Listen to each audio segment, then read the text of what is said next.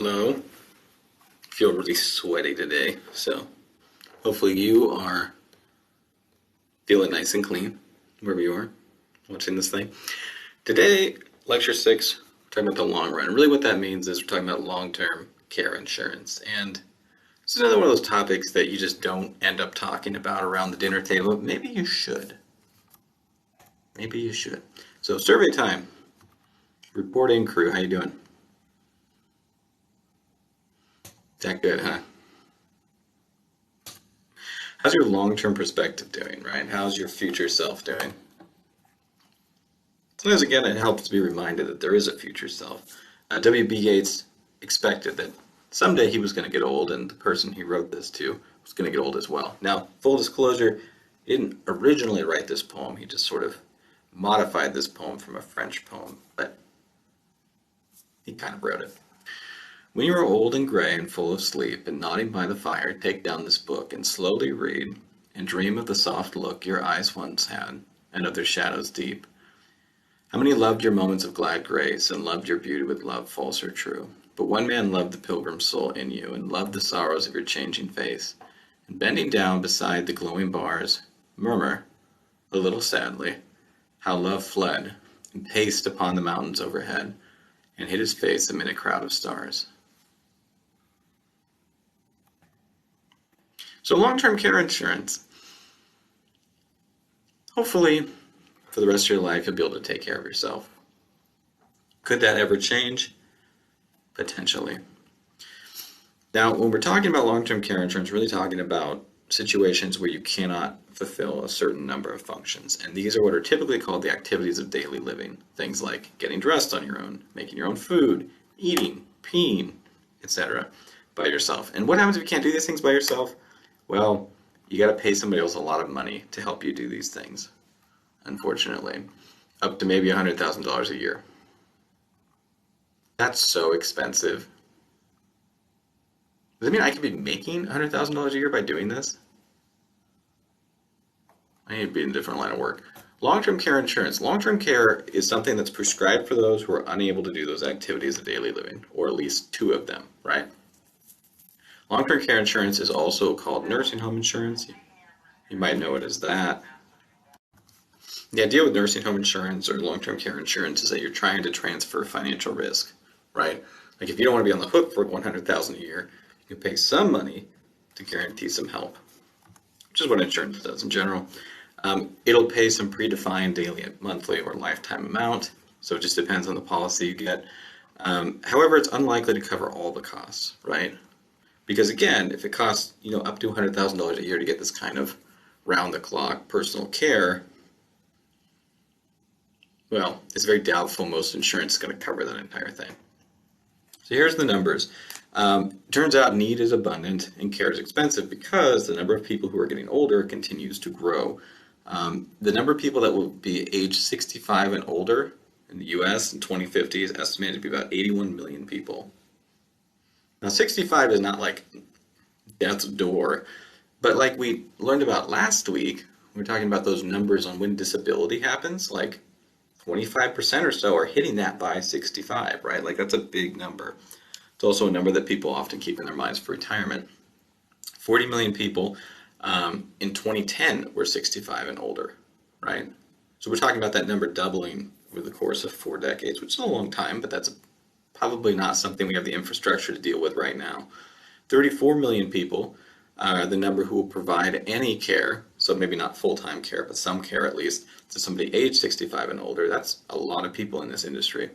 68% is the probability of being able to perform 2 activities of daily life at some point, or being unable to perform those activities. So what that means is, once you hit 65 onward, it's really just a matter of time, right, before you lose these abilities. It just depends on how long it takes. And then 40% is the number of individuals who reach 65 who will need nursing home care in their lifetime.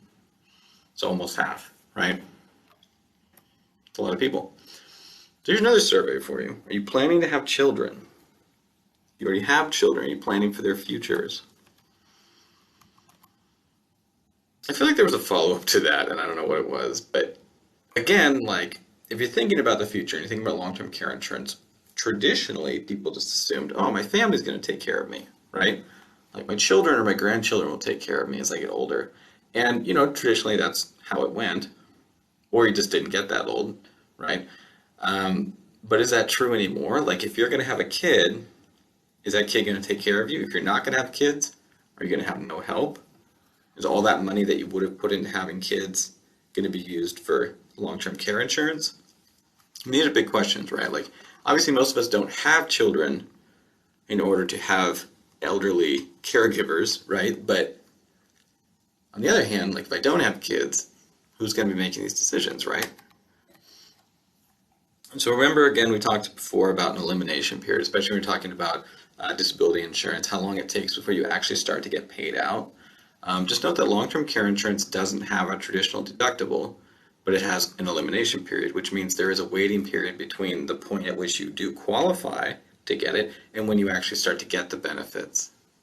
Which is another lovely thing about the insurance industry. They're like, well, you need it, so now we're going to make you wait for this thing that you paid for. It's usually a month or 2 months or 3 months, or it could even be longer than that. If you do extend this period out, your premium costs go down. So they do offset some of that cost for you. They say, oh, well, if you want to pay less, we'll just have a longer elimination period. But the problem is, if this is a timer from when you actually need assistance to when you get it, it does seem a little bit evil to sort of extend that timer out. Showing up an emergency fund, again, will help you sort of fill in that gap for the elimination period. Sadly, the elimination period is probably just them attempting to let people die so they don't have to take care of them or pay out for the insurance. I think they just hope people will die during that period and go work for an insurance company, right? If you like that sort of thing. Benefits of long-term care insurance. Long-term care insurance typically has 2 different services or benefits that go along with it. There's either skilled nursing care that you can pay for, which is providing that round-the-clock care. That's the most expensive kind, right? Usually in a nursing home setting. And then there's home care, which provides some benefit. It's usually about half the benefit amount, right? So it's not that full cost, and it's not the full expense either. It's intended to pay for services that could be for you, from a relative, potentially. It doesn't have to be like an RN or somebody like that, right? In fact, you wouldn't be able to afford them probably. It could be it could be a caregiver that who's getting paid out, right? Insurance will still pay those people. That's typically what it is. It's a lot of times it's people who know you or in your family that are caring for you, which is nice, I guess, but also it sort of shows you where the burden of this cost goes to. Nearly all long-term policies will include a set benefit limit, like they will not pay out more than this, and they'll give you a set benefit period, right? So it's like there's a maximum amount that will be paid, and this is how long they'll be paid for. So it's the same old thing we've seen over and over again, right? It's like unemployment benefits. Here's the max amount you can get, and here's how long you can get it for, right? Same deal. So how much is enough? Well, we've already done some estimates, and the cost of long-term care is maybe roughly $300 a day, and the length of coverage is typically about 4 years. Which is sort of interesting because it means there's a timer, right? As soon as you start to be unable to do the activities of daily living, are you expecting to live another 4 years? Like how do you estimate that, right? If you were going to estimate that though and say like, well, maybe at the point where I can't really take care of myself anymore, I've got like 4 years left, which sounds massively depressing when I say it out loud. You can do that calculation and find out, okay, well, if that were the case, if it was going to cost me $300 a day and it's going to last for about 4 years, it's going to cost me over $400,000. And if I don't have insurance, that money is coming out of my pocket, right? So who needs this insurance, and when should you buy it, and when do you need help with those activities of daily living? Well, more than 33% of residents at adult daycare centers, which is one of those like sad phrases, right? Adult daycare centers are under 65. Now, a lot of those people are probably like 60, but some of them are 20, some of them are 30, right? About 15% of residents in nursing homes are younger than 65. That's another scary statistic. So who needs insurance? Well, there's rules of thumb here when you're looking at long-term care insurance. If you're really young, pretty young, long-term care coverage is probably not worth buying right now. Instead, make an emergency fund and, maybe a life insurance policy, maybe a disability policy, depending on, how risky you want to live your life or what kind of work you do and all that. And then when you're age 50, maybe you want to think about adding that long-term care coverage because maybe at that point you're in a better financial position to be able to afford it, for one thing. And it's not very likely that before 50 you're going to end up needing to be in a long-term care situation. Now, I'm not saying it's impossible, but those are the kind of risks that, I'm tempted to say you should just take because the percentage, the chance that it happens is pretty low. It is possible, but it's not maybe the best value for your money to start getting long-term care insurance at age 25.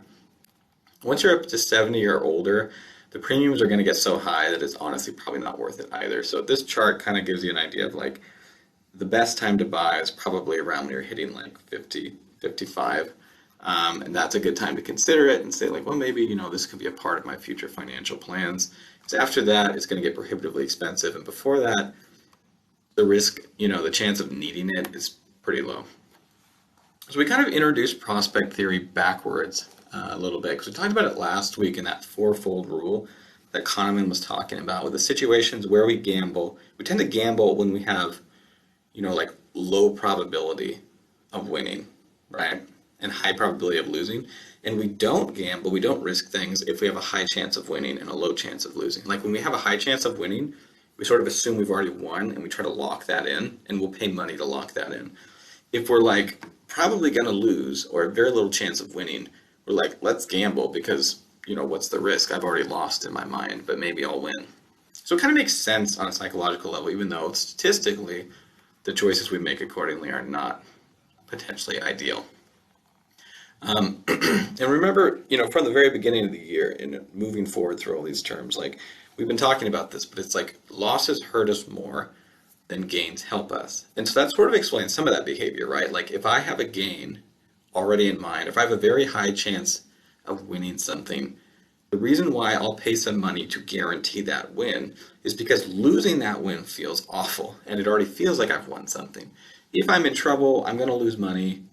Very high percentage chance that I'm going to lose, right? Or lose a court case or whatever it is. Like I'm more willing to risk though, because again, in my mind, like I've already taken that loss. Maybe I could turn it into a gain. Sort of interesting that way. And so this is sort of a response to what's called expected utility theory. And this is a theory that's, been batted around by economists and others over the years for quite a while. It's actually a really old theory. Daniel Bernoulli came up with the concept several hundred years ago. And he's looking at essentially what do people do? Like what does a rational person do when facing uncertainty? Like how do you approach uncertainty? How do you take risks like that? And we want to sort of contrast what we're going to say about what people actually do with what you might expect people to do. And so Bruno Frey sort of sums that up. It's the idea that the agent of economic theory is rational, selfish, and his tastes do not change. So this is the idea of sort of the ideal rational being, right? It's somebody who looks at the numbers and says 95% chance, okay, 95% value, right? Which we already talked about last week. We don't do that very well, right? Like 5% chance of something happening, we overweight, and 99% chance of something happening, we underweight. But Frey says, no, it's possible to be objective. It's possible to be a rational creature. But everything we know about human psychology since then contradicts this idea. Tversky and Kahneman's research says that's not how this works out at all. And so another economist, Richard Thaler, defines, two categories of people. And he says, like, there's rational types, there are econs, like economists, right? And then there's humans. And which are you in? Are you this rational economist that always does the right, perfect, monetary move? Or are you a human being who makes decisions based on your gut half the time? Well, that's an easy answer, isn't it? So we're talking about prospect theory because it gives us an idea of how to approach risk and things like insurance, right? Like if the risk of something happening is low, what do we do about it? And if the risk is high, what do we do about it? If the costs are high and low, what do we do? And we talked about risk matrices before, but this is sort of expanding on that idea a little bit. So usually we have what's called the expected utility theory, and that tells us, theoretically what kind of decision you should make. If you're a rational person, if you're an econ, right, one of Thayer's econs, what decision will you make in a certain scenario? And then prospect theory is what humans actually do, right? This is Kahneman's and Tversky's theory. So rational choice is a system 2 thing, right? And intuitive choice, going with your gut, is a system 1 thing. So for example, if you were to toss a coin and choose one of the following. So for first choice here, if you toss a coin, it's heads, you get $100. And if you get tails, it's nothing, right? Or you can just take $46. Like, which of these two things would you do? I know exactly what you would do. Well, first, before you answer that, you've already answered that. What's the expected value of this? Well, you think about it, right? Like if I get tails, I get 0. That's part of the value. If I get heads, I get 100. I can't make 100 with my hands. Right? And so the expected value is $50, right? Because 50 is the average of 0 and 100, and the two outcomes that could equally happen, $50. So if the expected value is $50, a rational econ says, I'll flip the coin. Because over, a number of tries, or most likely, you'll average out and it would be $50 worth. That's the expected value. And $46 is less than $50, right? So you guys all went the coin flip route, right? No, you didn't. You took the $46 guaranteed, didn't you? Because again, as soon as you say 100 and 0, our mind says 100 is a win, 0 is a loss. I really don't want to lose. That loss is going to hurt so much more. Getting 0, even though it doesn't even take away money from me, it's going to feel like a huge loss. It's going to feel like I'm losing 100. So instead of risking losing, I'm going to take a $46 win. So theorists in the past used to believe that people were rational actors and didn't behave like that and would go with the coin flip and the $50 choice, but they were very wrong. So for example, let's look at another way of calculating this. If you have an 80% chance to win $100 and you have a 20% chance to win $10, that means the expected value of this is $82. Okay, that's what's likely to happen. Over a number of trials, it would average out to an expected value of $82, or somebody could just give you $80. Nobody on earth would risk it. Everyone would take the $80, right? But the rational theoretical econ choice is you flip the coin, right? You take the chance because over time, $82 is the expected value, and that's more than $80, right? But that feels so wrong, doesn't it? Why on earth would anyone do that?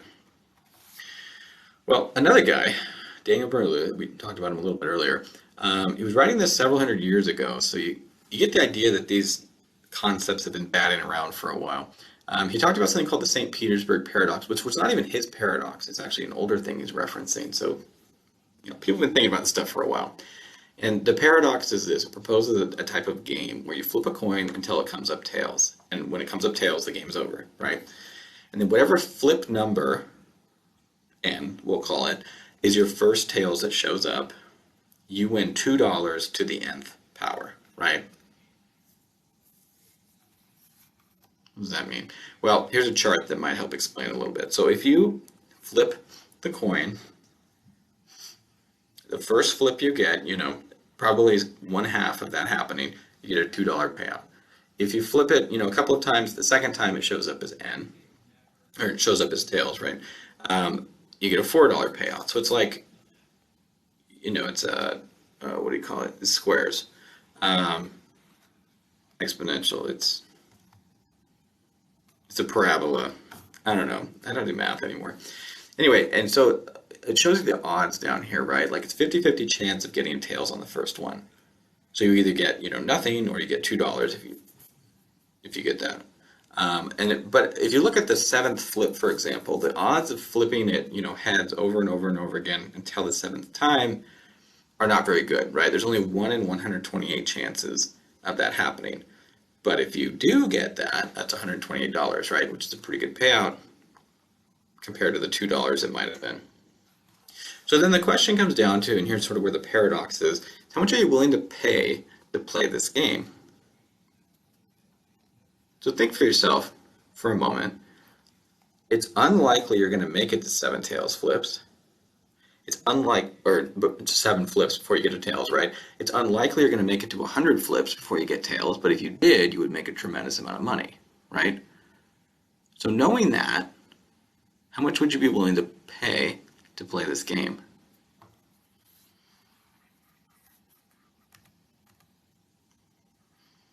Well, we'll come back to that in a moment.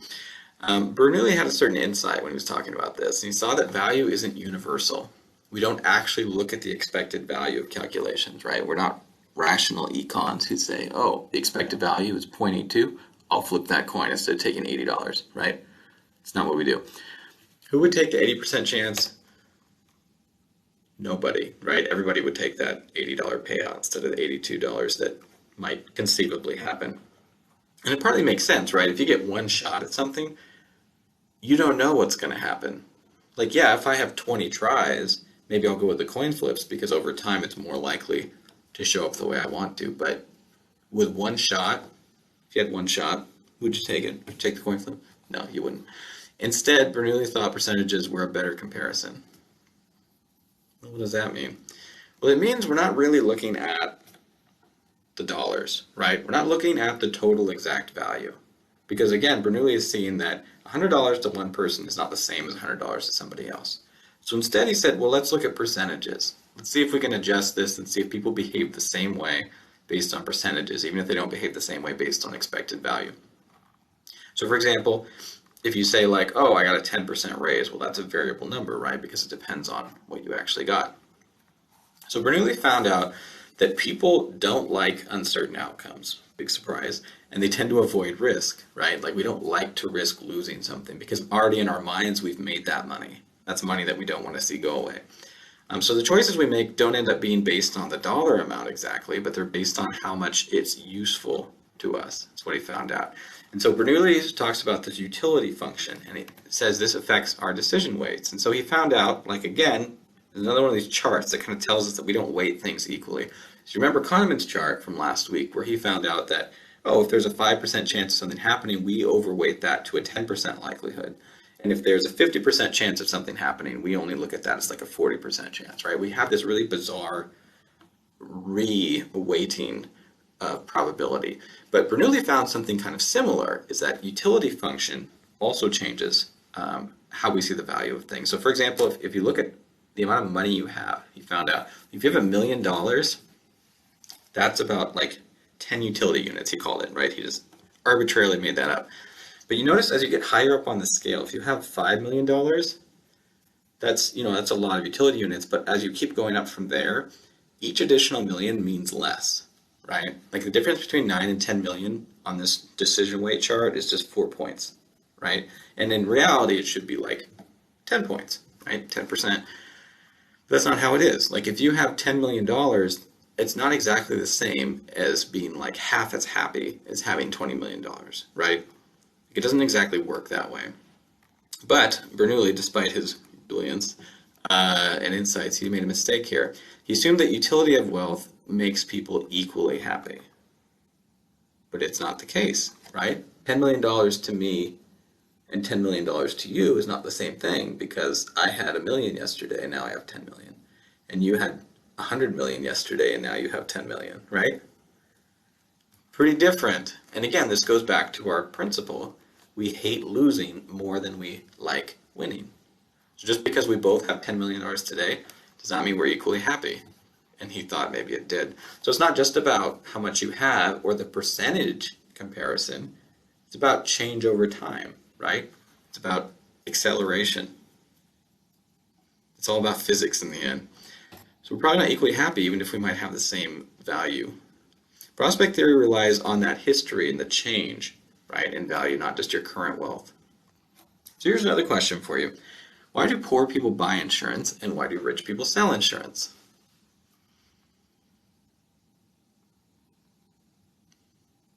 It's kind of a loaded question, isn't it? Because poor people can't afford to bail themselves out and rich people can. Money has less utility for the rich, but it has critical utility for the poor. So we pay to transfer that risk because we can't afford to risk it ourselves. So it's not just you have to worry about. It's also risks that affect others. You have family members who are 65 and older. Are you going to have to take care of them? Will you be able to take care of them? Could you afford the costs that go with taking care of them? How would it affect your school, your work, your life, your family? All that stuff. 78% of the elderly needing long-term care received it from family members and friends in a recent survey. So it goes to show you we do take care of the old people in our families for the most part, the people who need help. 14% received care from both family and paid services.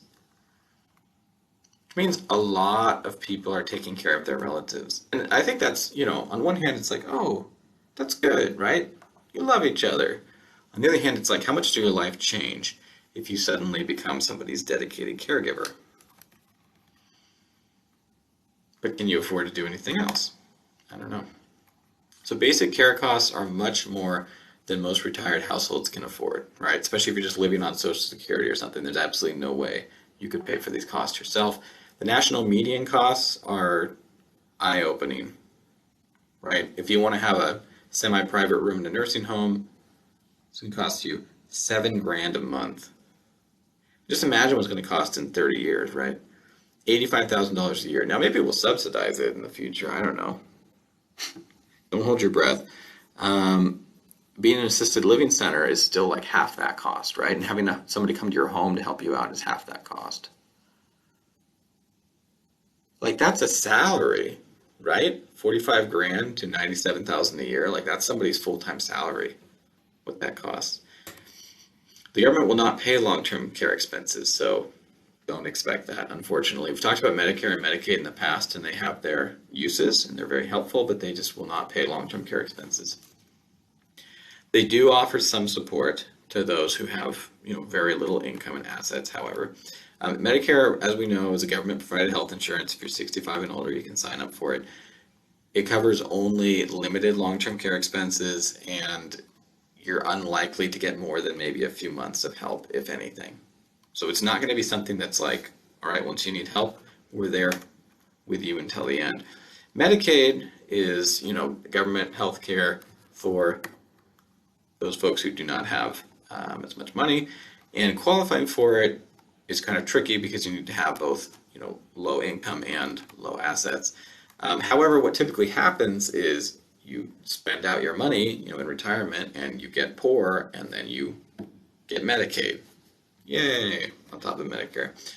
It will pay for long-term care services, but you have to basically spend all of your assets out to get it, right? So that's not ideal for most people. It's kind of awkward to spend your whole life working and then the government says, once you lose all that money and spend it all on care, then we'll help you out, It's like I guess it's good on one hand because they will bail you out. On the other hand, that's really depressing. But it also goes to show you that your life should not just be about making money, because that's not a good end in itself. And that money is going to disappear at some point, whether to health insurance or to home nursing aides or to your spendthrift children or whatever.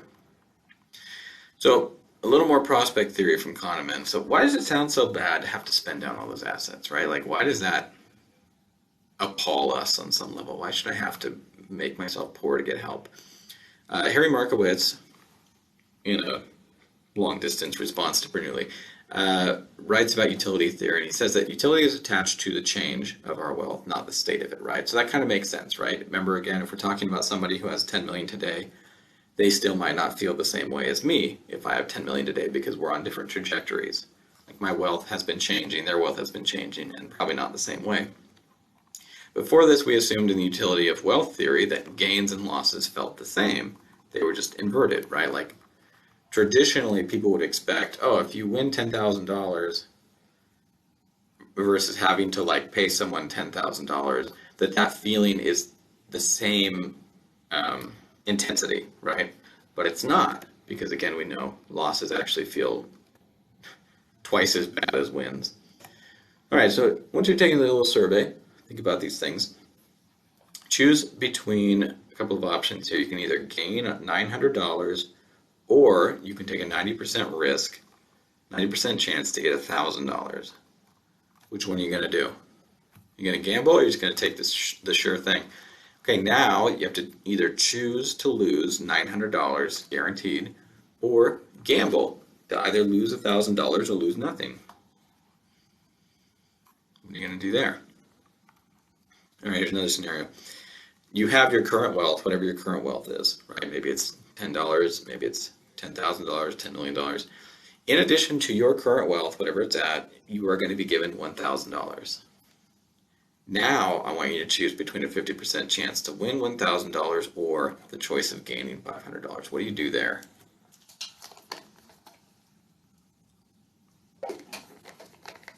It's a little bit trickier, isn't it?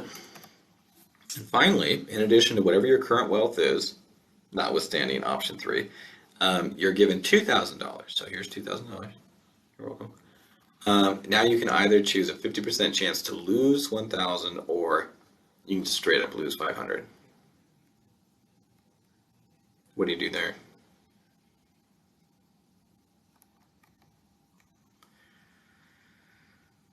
It's stressful thinking about these things, isn't it? So this fourfold pattern we talked about in the last lecture a little bit, and it just talks about like where we take risks, right? If we seek to gain something, it's very likely that we gain something, we don't risk it. We don't want to risk losing that gain. But if it's very likely we lose something, then we're willing to risk because we say, well, I got nothing to lose, right? So for those first two scenarios I offered you, people tend to be risk averse when they have good outcomes offered, right? And they tend to seek risks if there's a very likely a bad outcome because what do you have to lose? For the next two scenarios, it's a little bit different. In scenario 3, most people go with the sure thing. They'll take the money in the hand. And in scenario 4, most people gamble, right? And it's sort of starting to like make sense, isn't it? It's like we gamble on losing and we lock in wins because we so strongly are averse to losing, like losing a sure thing. So this is the counter to Bernoulli's theory. It's that utility is not all that matters in decision making. It's not just the use value of the money, right? It's more how we feel about the money. And just because the money might be equal, like up 1,000, down 1,000, it doesn't feel equally inverted, right? And part of that problem is a reference point. Whatever money I had before or after is going to affect how I feel about this money changing. In that beginning one, you probably didn't really notice the money at all. We didn't think about reference points. But it turns out that our risk-taking behavior is going to match, going to be the same thing within several $1,000s, right? If you start getting into like tens of thousands of dollars, your risk-taking will look a little bit different. But if the value is sort of within that percentage change, it'll look the same. We just tend to like winning, and we don't really like losing, right? So prospect theory basically says our wealth and our reference points matter. So all money is not equal. All percentage change is not equal. We weight things differently than the expected value. We do not really think statistically. We're not econs, we're humans. We don't do things practically, we do things pathetically, right? Not in the sense of like stupidly, but in the sense of like we feel, right? Pathos. Emotion drives us. And system 1 is complicated. It's not just emotion, but there's a lot of emotion in there. It's actually 3 cognitive factors that are working on us when we're talking about prospect theory. First is the evaluation. The evaluation is relative to a neural reference point, or neutral reference point, sorry. It is neural, but more specifically it's neutral. And that's our adaptation level, right? So basically, if you think about the stock market, if I made $1,000 yesterday in the stock market, which I did not, today I sort of reset my thinking. And if I lose $500 today, I'll probably feel like worse than I felt yesterday getting that $1,000. Because I'm not even thinking about yesterday anymore. My frame of reference has shifted. And then tomorrow, maybe it's up again, and I'm like, oh, awesome. Even though it's only up like $10. And then the next day it's down $4, and I'm like, oh, I hate this. I hate the market. It's not practical, right? Like it's not statistical. It's referential. It's just based on whatever reference point we're looking at. So be really careful with the day-to-day looking at your gains and losses because, first of all, the market does this. And if you just behave based on it doing this, you're going to be doing a lot of stupid things. Diminishing sensitivity also applies. right? If somebody says $100 versus $200, that feels differently than $900 versus $1,000. So just because it's $100 apart does not mean it has the same impact for us.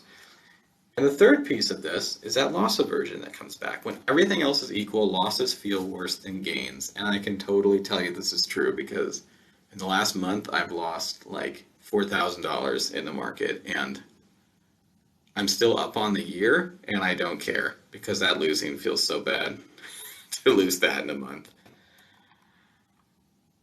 Not glorious.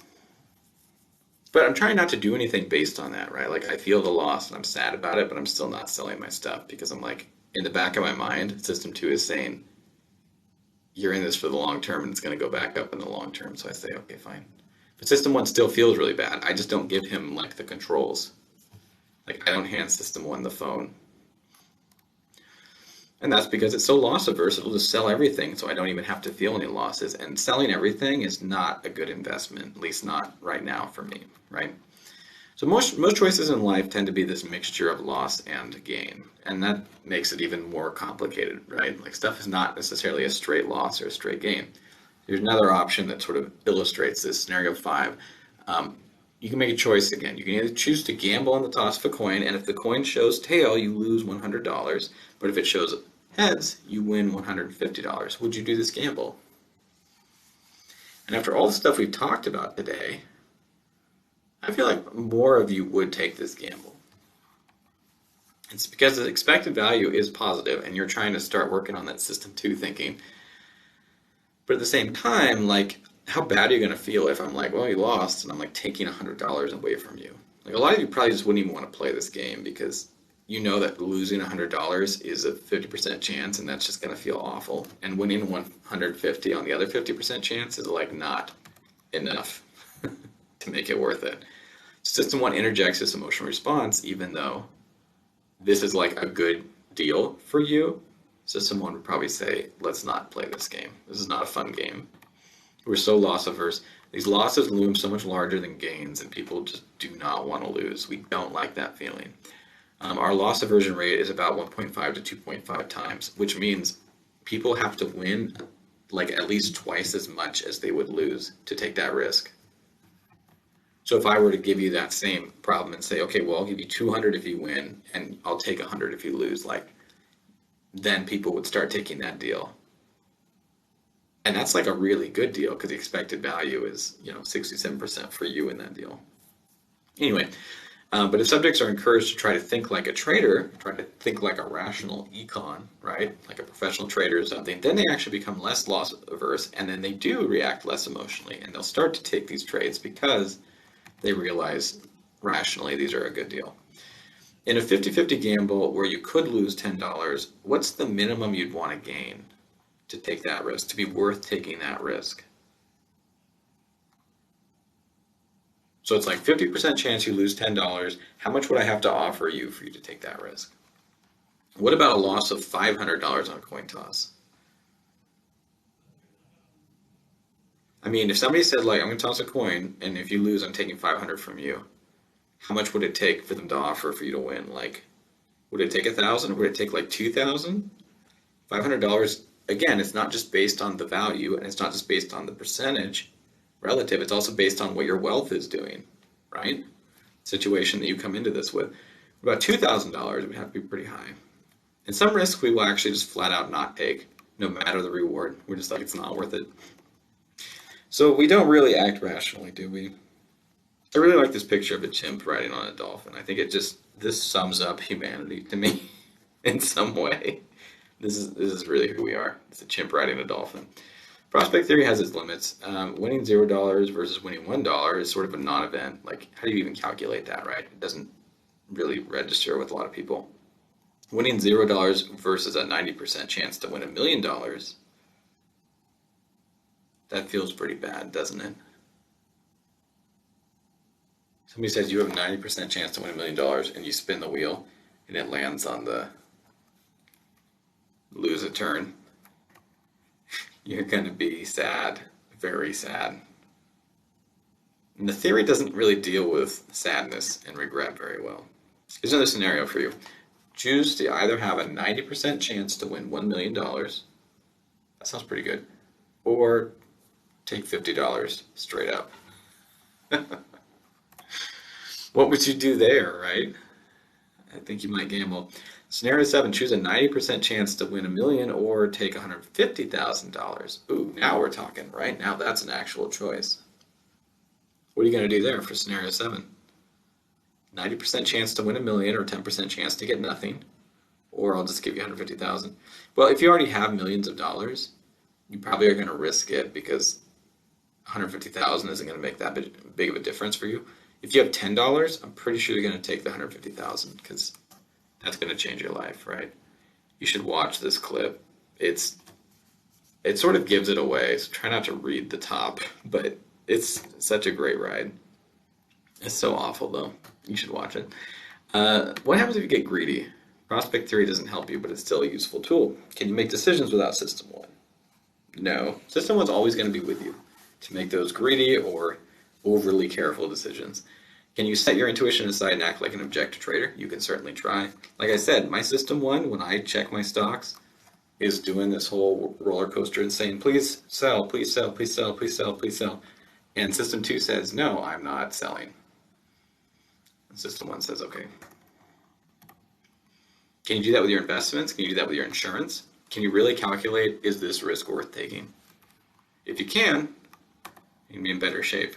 The other thing to think about doing is, since we already know there's already going to be this huge need for people to take care of the elderly in the future, you might want to get involved in that, right? There's probably money to be made there, or, you might even help somebody, who knows?